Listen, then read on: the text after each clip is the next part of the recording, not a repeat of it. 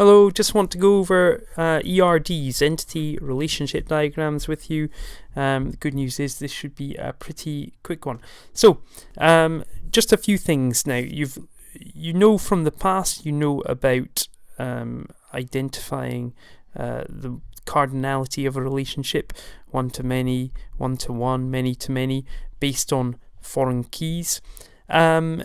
We've now looked at relationship participation, and you've looked at strong and weak. So basically that's all you need to remember. If you are asked to create an entity relationship diagram, first step, identify what the relationships are between the entities and what the cardinalities are.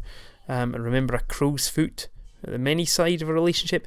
Now of course this gets a bit fiddly. If you're using a dotted line to indicate weak entities, then you maybe want to sort of sketch things in very lightly when you first do it, because then you need to think about which entities are weak, so that they're depending on foreign keys basically in their primary key.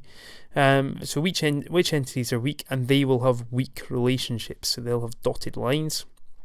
And you also need to think about mandatory and optional. So basically you're thinking, could you add a record to this entity even if there's nothing to link it to in the other entity? And if that's the case, then the other entity is optional. We don't need it. Okay, so you stick a circle there.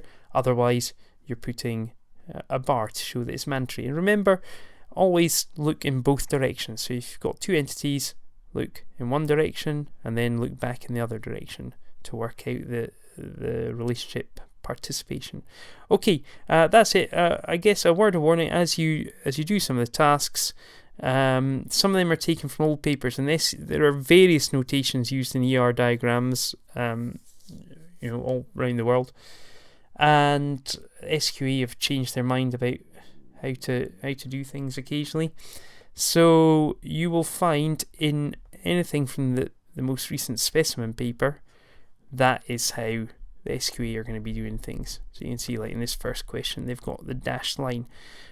But in older questions, remember as well, you have to be able to interpret, as well as drawing your own, you need to be able to interpret ER diagrams. Now I can't even find an older question. Brilliant. Oh well, they must just be all in the marking schemes. Okay, well, I'm just, here's, no, well, in older questions you're going to see little rhombuses, little diamonds here that contain the little descriptor phrase. Okay, so we don't do that anymore, but you'll see it in older questions. What you'll also see is sometimes instead of the crow's foot, you just see a 1 and an M for one and many.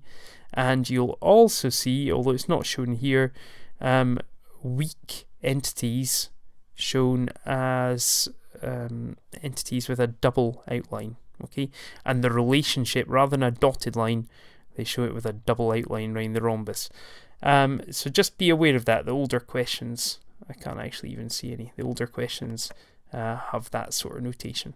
Okay, see ya.